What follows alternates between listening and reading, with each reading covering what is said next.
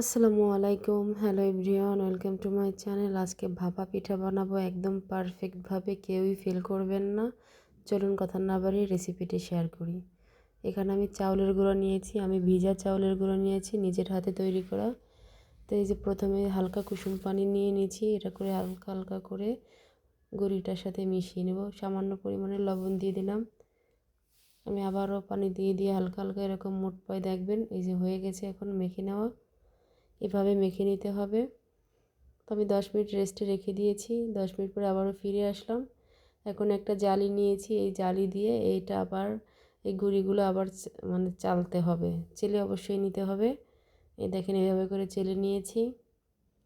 এই দেখেন গোটা গোটা হয়েছে চেলে নেওয়ার পরে। এখন খেজুরের গুড় নিয়েছি, নারকেল কোরানো নিয়েছি, এইটাই আমি পিঠা বানাবো। তো দেখেন আমি পিঠাটা রেডি করতেছি। চাউলের গুঁড়ো নিয়ে নিলাম, এখন খেজুরের গুড় দিয়ে দিলাম, এখন উপর থেকে কিছু নারকেল কোরানো দিয়ে দেব।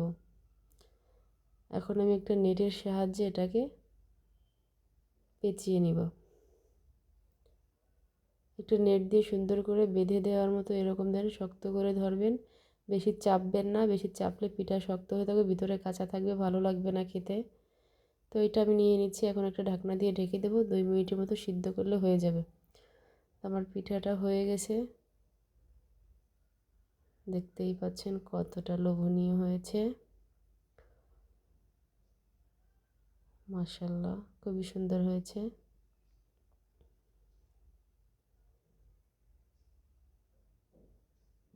ধোয়া বের হচ্ছে, দেখেন কতটা মজা হয়েছে, একদম পারফেক্ট হয়েছে। তো আমি সবগুলো পিঠাই এভাবে এরকম করে বানিয়ে নিব। আসলে একটা পারফেক্ট হলে বাকি সবগুলোই পারফেক্ট হয়, প্রথমটাই পারফেক্ট হয়েছে। মাশাআল্লাহ, খুবই সুন্দর পিঠা হয়েছে। তো একটু ভেঙে দেখাচ্ছি আপনাদেরকে, দেখেন ভিতরে কতটা ইয়াম্মি হয়েছে, দেখেন কতটা লোভনীয় হয়েছে। ভুল ত্রুটি ক্ষমার দৃষ্টিতে দেখে আমার ভিডিওটি ভালো লাগলে অবশ্যই আমার চ্যানেলটিকে সাবস্ক্রাইব করবেন। আজকের মতো এখানেই বিদায় নিচ্ছি। সবাই ভালো থাকবেন। Thank you for watching. Allah হাফেজ।